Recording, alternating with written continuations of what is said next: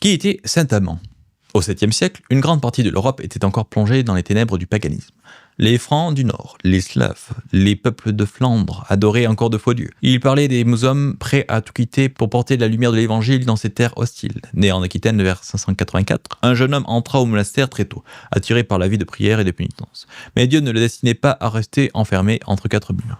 Il fut consacré évêque sans siège fixe, ce que l'on appelait un évêque missionnaire. Son territoire, c'était l'Europe entière. Il parcourut la Flandre, le Brabant, la région de Gand, prêchant aux païens, baptisant des foules, fondant des monastères qui deviendraient des foyers de civilisation chrétienne. Saint Paul disait « Comment croiront-ils en celui dont ils n'ont pas entendu parler ?» Romains 10,14.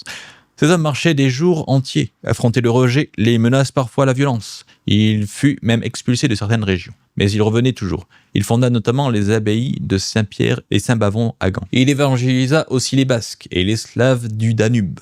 Sa persévérance était sans faille. Et il mourut très âgé, vers 679, après une vie entièrement donnée aux hommes. Cet apôtre infatigable, patron de la Belgique et des brasseurs, c'est Saint-Amand, l'homme qui transforma des terres païennes en chrétiennes, florissantes par la seule force de sa foi et de son zèle apostolique.